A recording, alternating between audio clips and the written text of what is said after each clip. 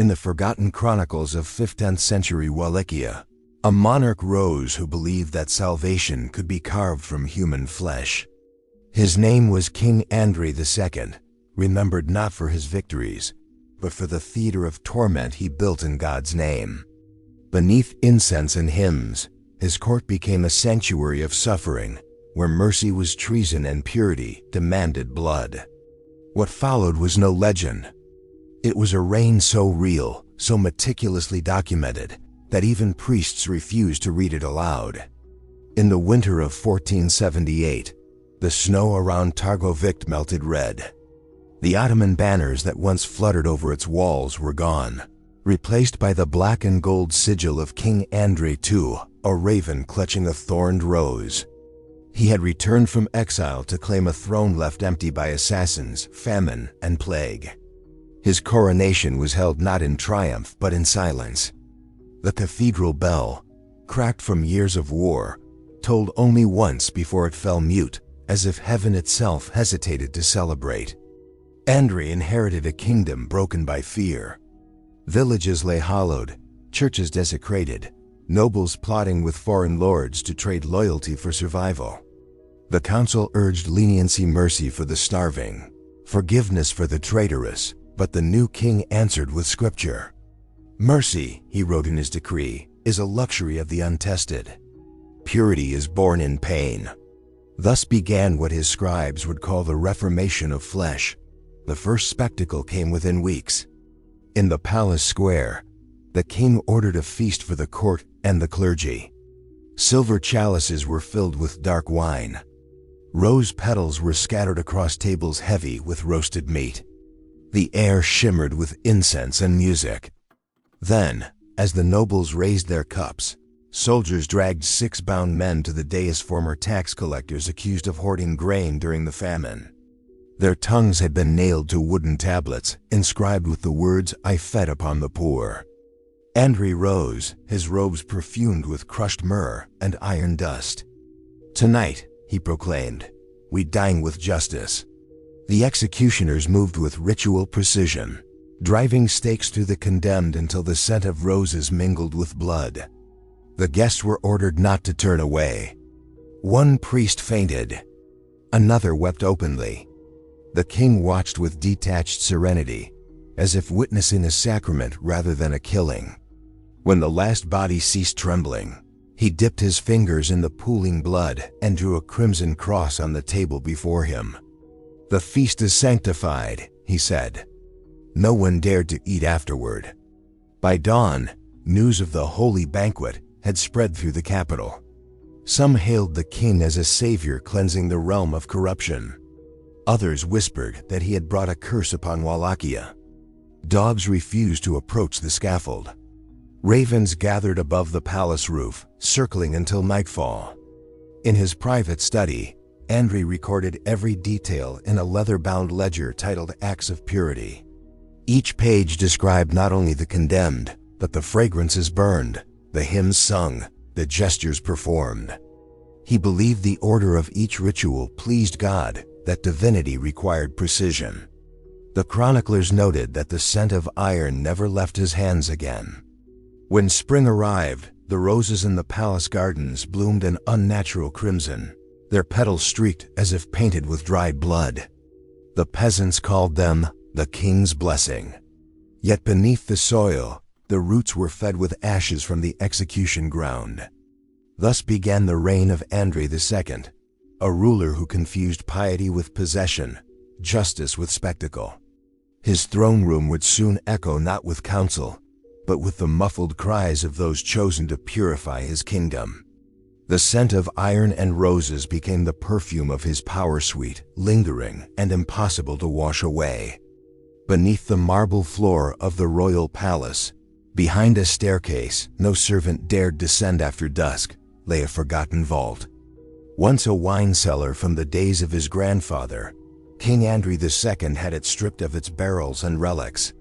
The stone walls were polished smooth, the ceilings reinforced with iron rings. In their place came chains, wooden scaffolds, and an altar carved from black oak. He named it the Chamber of Judgment. Only the king and his chosen attendants held its keys. The first to enter were nobles accused of treason, men whose family crests still hung proudly in the great hall above. Andrei decreed that justice required proximity. A ruler must know the sound of guilt, he told his confessor. He did not watch from afar, as kings before him had. He stood close enough to feel the warmth of their breath when they pleaded for mercy. Chroniclers wrote that he moved through the chamber with the calm of a priest performing mass. He spoke to the condemned as one might to a patient before surgery, soft, deliberate, without anger. "Confession cleanses the soul," he would whisper. When confessions were not given freely, his surgeons were commanded to open the body that truth might escape. The walls bore silent witness. Hooks for lanterns were replaced by iron spikes, their tips discolored from use. Wooden boards served as tablets for the royal scribes who recorded every cry, every recantation, every accusation that might serve the crown. The floor was washed each morning with vinegar and rosewater, yet the smell of metal lingered, seeping into the very breath of those who served there. Rumor spread quickly through the court. Some said the king slept directly above the chamber, so that the faint tremors of suffering reached him through the stone. Others swore that his dreams were guided by the voices below, that he heard them as hymns. When a servant was caught eavesdropping near the stairwell, his ears were sealed with molten wax, a punishment the king called an act of silence by decree. Every trial in the chamber of judgment was considered holy record, immune from interference by church or noble. Priests summoned to bless the proceedings emerged pale and speechless. One bishop resigned his title after a single visit, claiming that hell itself has built a throne beneath this palace. Despite the terror it inspired, Andrei believed he was perfecting the art of justice. "Pain," he wrote in his ledger, "is the purest language of the soul." The chamber became a stage where guilt was rewritten and loyalty reborn through agony. Nobles once proud of their lineage now competed to denounce their rivals, hoping confession might spare them an audience with the king. When the spring rains came, servants noticed something strange: water seeping upward through the cracks of the throne room floor, tinged faintly pink. The priests called it a divine warning. Andrei ordered the floor resealed with marble and blessed with incense. He refused to acknowledge that the color would return each season thereafter. In time, the Chamber of Judgment became legend. None spoke its name aloud, yet all felt its presence beneath their feet, a second kingdom, hidden and inverted, where loyalty was measured not in service but in how long one could endure the king's mercy. Andrei often dined above it in perfect silence, tracing his fingers along the marble where the vibrations still rose faintly from below. He would close his eyes, listening. To him, it sounded like prayer. By the year 1480, the reign of King Andrei II had turned moral law into theater. What began as punishment for treason now crept into the private lives of his subjects. Rumors of adultery, whispers of envy, even the suspicion of impure thoughts could summon a person to the palace for inspection. Andrei declared himself defender of virtue, and the priests, fearful or complicit, anointed him as such. The people called him the Holy Judge, though they spoke the title with trembling lips. Inside the western wing of the palace stood the mirror room, once a gallery of saints' portraits. The king replaced every painting with polished silver mirrors, imported from Venice at great cost. Their surfaces reflected candlelight so sharply that they seemed to multiply the faces of those within.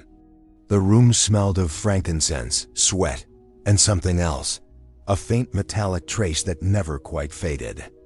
Andrei claimed that mirrors revealed the true nature of the soul.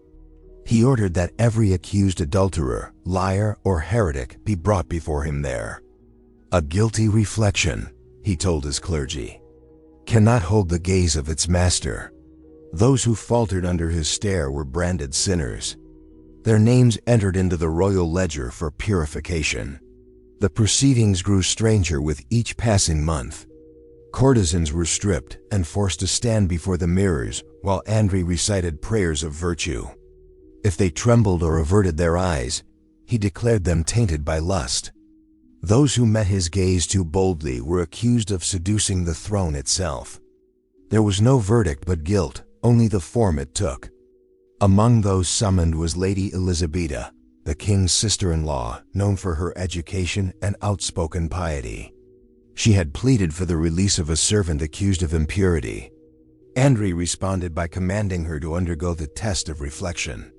Witnesses recorded that she stood still for nearly an hour beneath his gaze, her reflection steady and proud.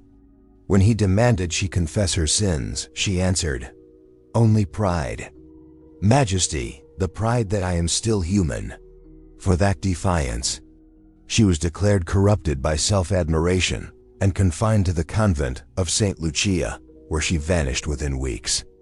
The king's obsession deepened.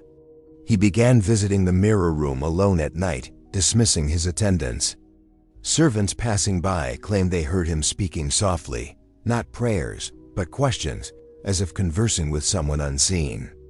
He emerged pale and trembling, his eyes fixed on his own reflection, as though fearing it might accuse him. Eventually, the ritual expanded to include written confessions. Every sinner's statement was signed not in ink but in their own blood, collected in crystal vials and stored in the royal vault. Andrei called them documents of purity. Over time, hundreds filled the shelves, each labeled with the sin and the scent of the candle burned during confession. The archivists who tended them began to fall ill, some said from the fumes, others from the burden of what they had read. The mirror room grew darker, its silver tarnished with fingerprints that would not fade. Visitors claimed the reflections within no longer matched the faces of those who entered. A noble once swore he saw himself smiling while he wept. Still, Andrei returned nightly, searching his reflection for absolution that never came. His priests dared not remind him that the scriptures spoke of vanity as the deadliest of sins. In the silent glow of mirrored light, the king who demanded virtue had become the most corrupted soul in his own kingdom. By 1481, famine descended upon Wallachia like a second plague. Crops withered beneath a summer of relentless drought. Rivers receded into cracked mud. The markets of Targovik lay barren save for rats and the scent of decay. The peasants prayed for rain, but the only thing that fell from the sky were ashes from the fires that burned beyond the capital, villages razed for failing to pay their tithes.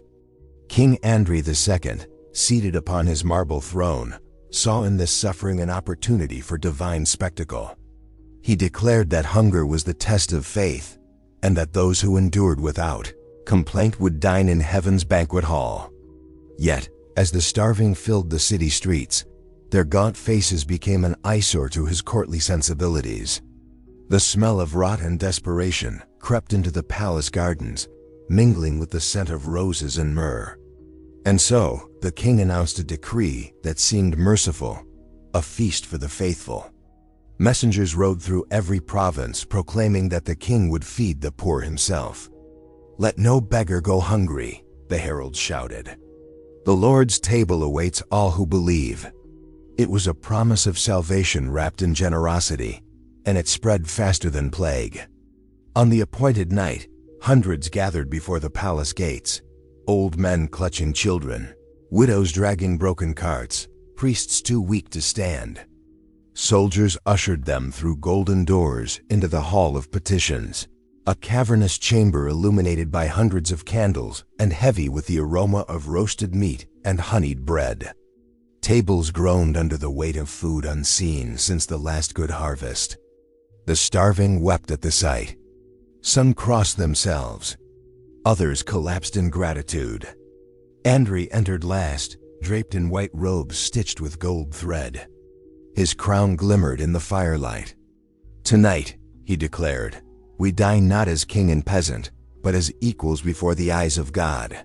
He raised a goblet of crimson wine and smiled as the crowd echoed his words in trembling voices. Then the doors were sealed. Outside, guards poured oil along the wooden frames. The king's chaplain blessed the act as a cleansing of corruption. From the courtyard, Onlookers watched in confusion as smoke began to pour from the narrow windows. The joyous singing inside turned to coughing, then screams, then silence. Andrei stood before the great doors as flames devoured the hall. "The pure shall dine in heaven," he murmured, making the sign of the cross. When one captain hesitated, the king placed a hand on his shoulder and whispered, "Mercy feeds rebellion. Fire feeds faith." For 3 days, smoke rose from the palace, staining the sky with a red hue visible even from the far hills. The city stank of burnt flesh and incense. Yet no funerals were permitted. The victims were proclaimed ascended. The charred ruins of the feast were swept clean before the next court session, leaving behind only the blackened stones of the banquet hall and the faint scent of honey that clung to the air for weeks. Chroniclers later wrote that this was the night Wallachia stopped praying for salvation and began praying for death. The people no longer saw Andrei as God's servant, but as his punishment made flesh. The feast of the faithful had fed no one, but it nourished the king's delusion. In his journals he called it the holiest night of my reign. And when the rains finally returned months later, they fell dark and oily, as if heaven itself had wept through smoke. In the smoldering aftermath of the feast, King Andrei's palace became a sanctum of denial. His courtiers whispered that the smoke had never left his lungs, that he could still taste the burnt air in his sleep. Yet to Andrei, the horror he had unleashed was not a sin, but a revelation. He believed himself chosen to document divine justice, to eternalize God's wrath through human craft. Thus, he summoned artists from across Europe, commissioning what he called the Chronicles of Purity.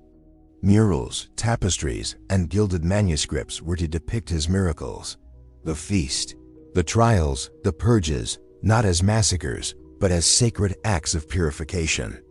He wanted the eyes of posterity to behold beauty in the terror he had birthed.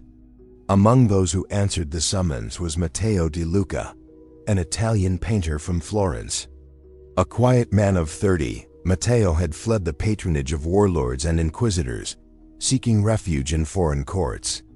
He was known for his mastery of light, for painting angels that seemed to weep and martyrs that still breathed. To him, truth was color, and color was confession. When he first entered Andrei's chapel, the air stung of lime and blood.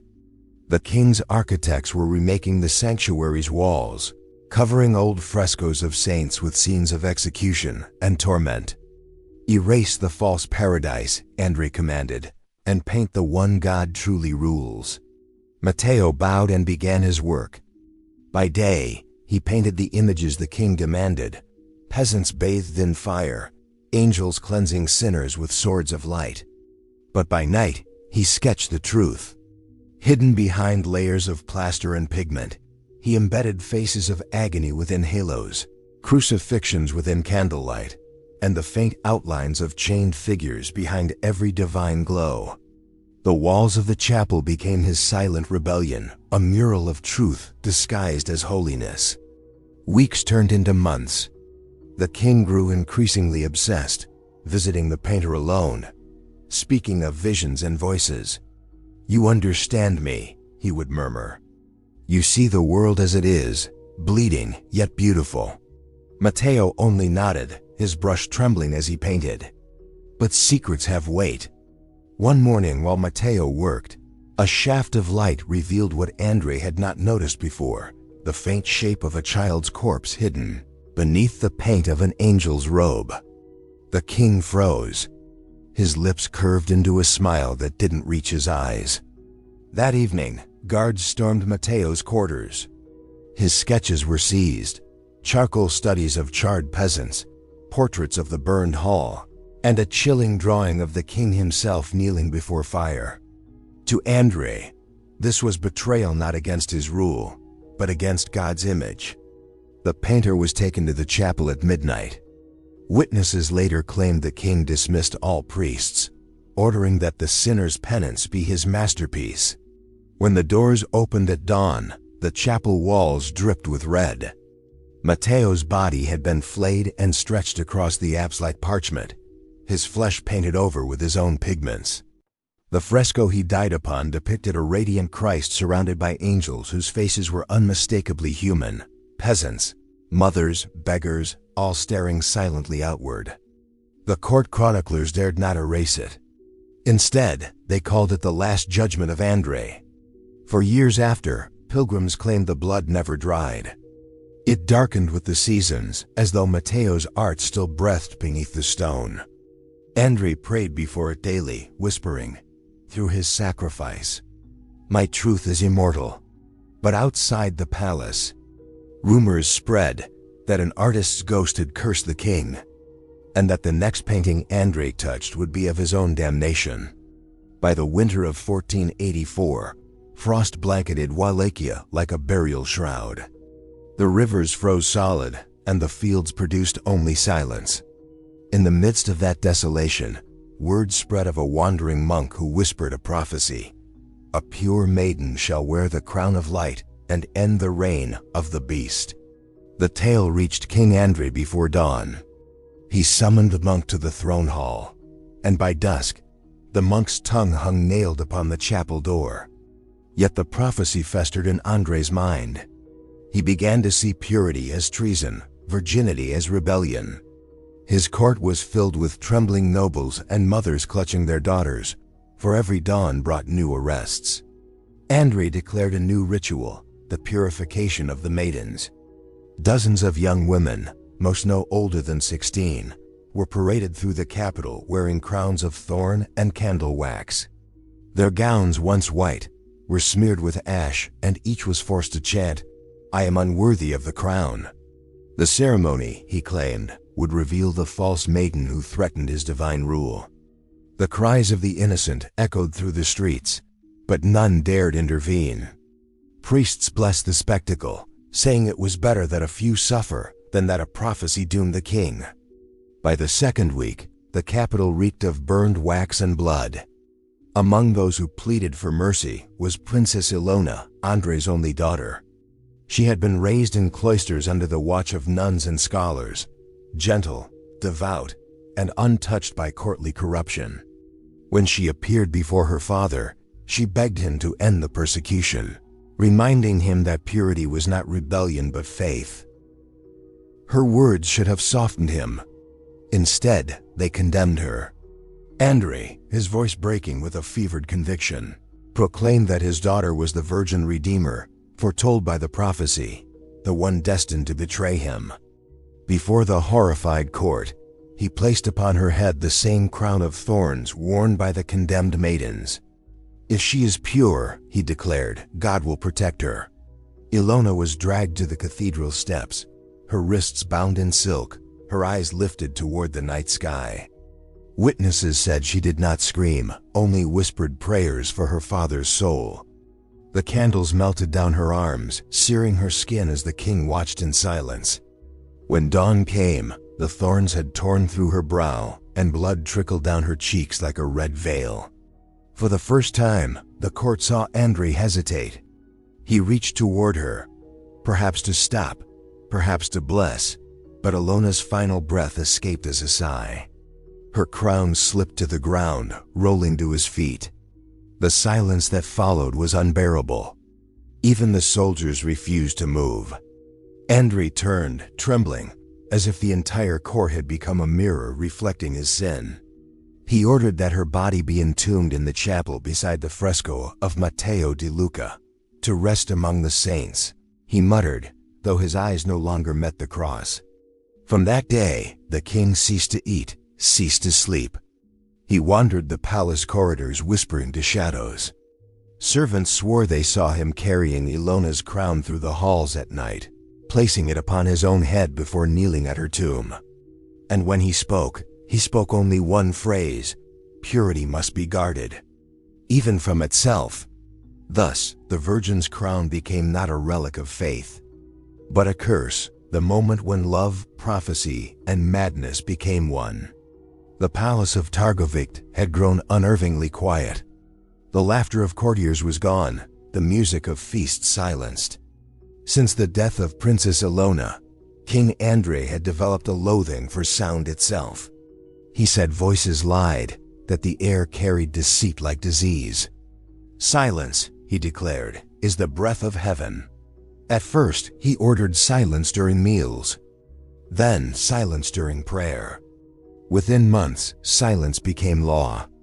Any who whispered without permission, servants, courtiers, even guards, were punished under the new edict of divine stillness. It was said that the king would walk the halls at night, listening for voices behind doors, and those caught speaking would vanish by morning. The punishment began as exile, then became mutilation. The royal surgeons who once served the chamber of judgment were summoned again. Under Andrei's command, they perfected a new ritual, the tongue offering. Accused gossips and liars were bound to an altar, their tongues torn out and preserved in salt jars labeled with their names. But the king found that silence alone was not enough. He wanted those who had lied to serve it. From the royal smithy came masks of blackened iron, molded in the likeness of saints, expressionless, hollow-eyed, and heavy enough to bruise the flesh beneath. The tongueless were forced to wear them day and night. They were the first of what the people would later call the Iron Choir. During banquets, Andrei demanded their presence. Dozens of masked figures stood in rows along the hall, hands clasped in prayer. They were ordered to hum the hymns once sung by priests, a grotesque, muffled harmony that shivered through the vaulted ceilings. The sound was neither human nor divine. It was the echo of agony disguised as devotion. Chroniclers wrote that guests who attended these feasts left pale and trembling. One ambassador from Krakow described the moment when a masked servant collapsed mid-song, his body trembling as blood poured from beneath the iron jaw. The king merely raised his cup and said, "Even angels fall when they sing too loudly." As the weeks passed, the iron choir grew. Servants disappeared, priests were accused of gossip, and merchants were punished for speaking ill of the famine. The capital became a city of whispers. Children learned to communicate with gestures. Wives mouthed prayers instead of voicing them. The church began to waver. Bishop Martsu, once the king's ally, confronted him privately in the chapel. "Your silence," he warned, "is not holiness but horror." Andrei smiled faintly, motioning toward the choir pit below where his tongueless servants knelt. "Listen well, Father," he said. "You hear no lies here. Only truth purified by suffering." Days later, the bishop vanished. When his vestments were found, the iron mask beside them bore the faint imprint of his face, as if molded directly upon it. By the year's end, the palace itself became an echoing tomb. The iron choir remained locked in the great hall, humming endlessly under torchlight, their hollow tones seeping through the marble floors. Andrei would sit upon his throne for hours, eyes closed, swaying slightly, as if lulled by the rhythm of their pain. Visitors claimed that in those moments, his face seemed peaceful, almost saintly. Yet behind the iron masks, beneath the forced hymns, death worked patiently. Many of the tongueless suffocated in their sleep, their bodies found stiff and silent at dawn. And still, the king refused to release them. For he believed that as long as their broken voices filled his palace, no lie, human or divine, could ever reach his ears again. By 1484, Wallachia was drowning in dread. The iron choir still wailed behind palace walls, and famine gnawed at the countryside like a silent beast. Beyond the capital, whispers turned into rebellion. Villages refused to send grain, soldiers deserted their posts, and the cross itself seemed to bend beneath the weight of fear. King Andrei responded not with mercy, but with a vision. He would build a fortress, not of defense, but of devotion. "A house," he proclaimed, "that shall make men tremble before sin." His decree was recorded by trembling scribes as the birth of the Fortress of St. Agony. The site was chosen upon the edge of a black marsh near the Arjek River, where mist rolled over the ground like ghosts. Thousands of laborers were summoned, prisoners, beggars, and orphans bound in chains and branded as servants of redemption. Their task, to raise walls that would outlast death itself. From the start, the construction bore omens. Foundations sank overnight, tools rusted in dry air, and workers spoke of hearing voices from beneath the soil. One mason claimed he found bones mixed with the limestone, old bleached remains that predated even the ruins nearby. When he told the overseer, his tongue was removed, and the next day, his body became part of the mortar. Andrei visited often, riding at dawn with his entourage of masked guards. He spoke of the fortress as his final sermon, a place where God and terror would coexist. But his orders grew stranger by the week. He demanded that the bones of executed prisoners be ground into powder and mixed into the plaster, so that their guilt may hold the walls. When the inner hall was completed, he ordered the skulls of traitors embedded into the stone, hundreds of pale faces gazing outward, their empty eyes fixed upon the horizon. Chroniclers noted that no one dared meet their gaze after sunset. To oversee the design, Andrei invited a foreign architect, an Italian named Giovanni da Cortona, once praised for cathedral restorations in Venice. He arrived in silence, drawn by gold and curiosity. But within months, the man's letters home turned desperate. "The king builds not a fortress," he wrote, "but a tomb to imprison the soul of his land." Giovanni pleaded to leave. The king refused. "You shall not abandon God's work," Andrei told him, "for you will be its heart." Weeks later, the architect vanished. When workers opened a sealed column in the central hall, they found his bones encased within, seated upright like a saint. Andrei declared it divine inspiration. The architect had offered himself to the walls. The rumors spread that every night a new worker disappeared, and by morning, the structure seemed taller. As rebellion kindled across the plains, the fortress neared completion. Its towers clawed at the sky like blackened spires. Its moat reflected only darkness. Those who survived the building spoke of chanting from within, the same low hum as the iron choir, though no one had been sent there to sing. In late winter, Andrei stood before his creation for the first time. Snow fell upon the skull-lined walls, melting into crimson puddles where flesh had once mixed with stone. "Behold," he whispered, "a kingdom that cannot die." That night, the fortress was sealed. No one knows how many lived within its walls when the gates were closed. But travelers claimed that for years afterward, faint hammering could still be heard beneath the ground, as if the dead continued to build. Andrei named it his sanctuary, yet he never slept there again. Even he, it seemed, feared what he had made. By 1486, Wallachia was a land without seasons. Fields lay fallow, villages smoldered, and the roads were lined with crosses bearing the nameless dead. The people no longer prayed for salvation, they prayed for silence. The rebellion that had begun in whispers now thundered across the plains. The nobles who once feasted in Andrei's gilded halls turned their swords against him. The church denounced him, calling his decrees heresy wrapped in sanctity. Even his guards, the masked men who had enforced his will, began to vanish in the night, their armor left behind like discarded shells. When news came that the rebels had reached the capital, Andrei did not flee. He retreated instead into the fortress of St. Agony, the monstrous citadel he had built from bone and despair. Chroniclers say he arrived with only a handful of servants and priests, carrying with him the golden crown that had already melted once in his nightmares. Inside the fortress, time warped. The air was thick with salt and ash. The walls, studded with skulls, seemed to watch him.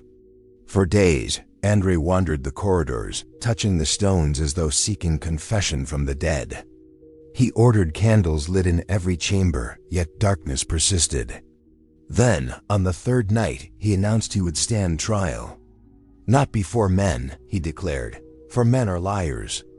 I shall be judged by heaven, and heaven shall answer." The servants obeyed, trembling. They transformed the grand hall into a court, The dais became the throne of judgment. The shattered altar, the witness stand. The king demanded his own throne be placed at the center so that he might face himself. The trial began at midnight. In the flickering light of hundreds of candles, Andrei presided as both judge and accused. His priests acted as scribes, his remaining courtiers as jury. But there were others present, or so the survivors claimed. They said the seats of the dead were not empty. The iron choir had returned, unseen but heard, humming in the walls, filling the air with the dirge of judgment. The first accusation came from the shadows. "You built your throne on bodies," the voice said. "You silenced truth until it sang in agony." Andrei rose, trembling. "Lies," he muttered. "I built order."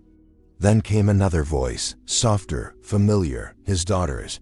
"Father, why did you crown me with thorns?" Witnesses said he screamed then, covering his ears, yet the voices grew louder. The hall filled with the names of the dead, beggars from the feast, the tongueless, the burned, the buried. Each one recited their suffering as if reading from divine scripture. He demanded they be silent, but the iron choir hummed on. The sound rose, swelling into a harmony so deep it seemed to come from beneath the fortress itself. The candles flickered, and the skulls embedded in the walls appeared to grin. Finally, Andrei lifted his crown and placed it before the empty chair across from him. "If I am guilty," he whispered, "then let heaven take it." Moments later, the hall shook. Stones groaned, dust fell like ash. The priests fled, the servants screamed, but the king remained seated, staring at the crown as the ceiling cracked open above him. When dawn came, the fortress stood silent once more. The court was empty, save for the throne and the crown, fused to the marble floor as though swallowed by the stone itself. Of King Andrei, there was no trace. Only the faint echo of a choir humming beneath the ruin, as if the verdict was still being sung. When winter fell upon Wallachia in 1486, it came not with snow, but with fire. The rebellion that had consumed the countryside reached the capital in a storm of vengeance. The peasants carried torches, the nobles carried banners of repentance, and priests marched with crucifixes held high, as if faith could cleanse the land of its curse. The fortress of St. Agony, half buried in frost and ash, stood as the rebels' final target.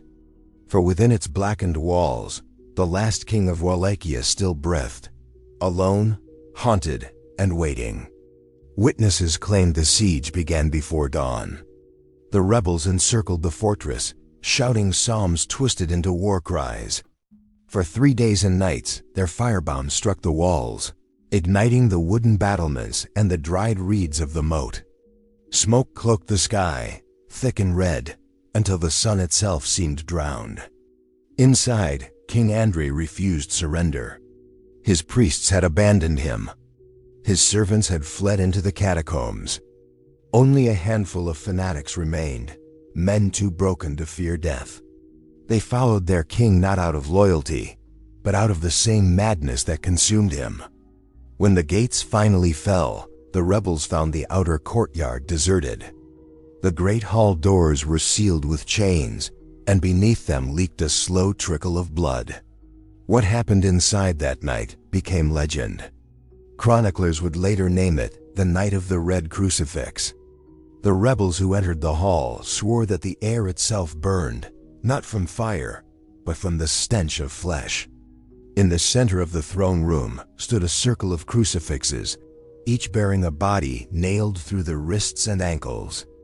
Nobles, servants, monks, anyone the king had captured during the siege, had been arranged like saints around an altar of ash. Their blood pooled beneath the throne, glimmering like dark wine.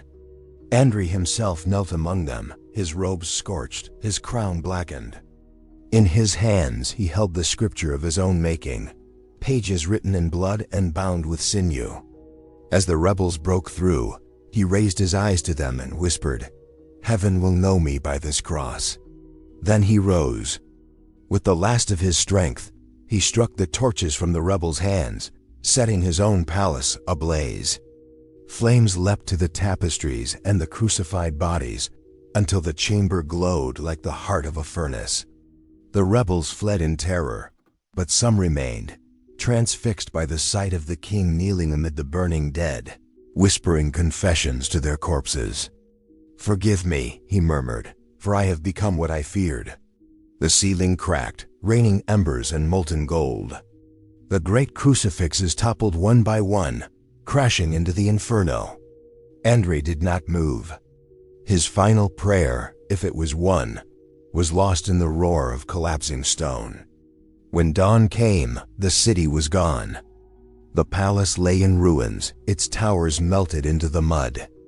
Of King Andrei, no trace was found, not a bone, not a crown, only a lump of fused metal that glimmered red in the ashes. Some said he perished in the flames. Others swore he ascended into his fortress walls, entombed beside the dead he had made divine. But those who saw the ruins at sunrise whispered something darker, that they heard humming beneath the smoldering stones, soft and unbroken, like the echo of the iron choir welcoming their king home. Months after the flames of St. Agony faded, the snow returned. It fell quietly upon the ruins, a white shroud for a kingdom that no longer existed. The rebellion had won, but there was no joy, no triumph. Only silence and the stench of what had once been royal. When the rebels finally entered the blackened palace, they expected corpses. Instead, they found statues, human shapes frozen in ash, faces melted into the walls. The heat of the inferno had fused bone with stone. Skulls jutted from the masonry like ornaments, their jaws twisted open in eternal screams. In what had once been the throne room, they found the melted circle of iron crucifixes, now one solid ring of slag. Inside it lay no body, only a hollow impression in the soot where a man had knelt. The priests who entered with the rebels declared it a sign. God erased him. But others whispered that he was not gone at all, merely buried deeper than the living could reach. As they explored the ruins, strange discoveries emerged. Beneath the great hall lay the Chamber of Sins, the dungeon where Andrei had performed his confessions. Its ceiling had collapsed inward, crushing everything within. Among the debris, they found walls lined with hundreds of skulls, fused together, smooth as marble, their eye sockets sealed by melted wax. The chroniclers who survived that day refused to write what they saw. The church, fearing that the memory of Andrei would outlive his body, declared all records of his reign heresy. His portraits were burned, his coins melted down, and his name stricken from the lineage of Wallachian kings. To speak it aloud became a sin punishable by silence, the same punishment he once gave others. Years passed. Grass grew over the ruins. Villages rose from the ashes, and life returned to the valley. But the people never built upon the fortress grounds again. They called the place Arafara Chip, the kingdom without faces. Travelers who passed near the site told of strange things, voices humming beneath the snow, or lights flickering between the trees at midnight.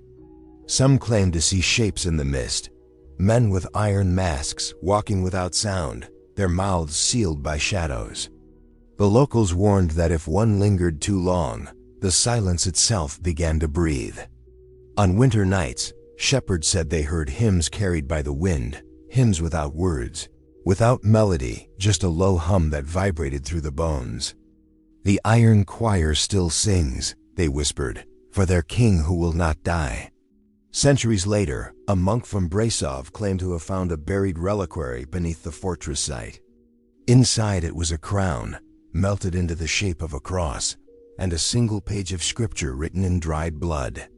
The words were barely legible, but one phrase remained clear: "I built my throne from the bones of liars so that truth could kneel." The monk sealed the relics again and swore never to return. His writings were confiscated by the church, which dismissed them as blasphemy. Yet the legend endured, passed in whispers, sung in secret. No one knows if Andrei's soul found peace. Some say he became the wind that moans through the ruins, others that he still sits beneath the earth, listening to the voiceless sing. And when the first snow falls over Wallachia each year, the villagers still cross themselves, not in prayer, but in fear. For they know that the kingdom without faces never truly died. It merely forgot how to speak.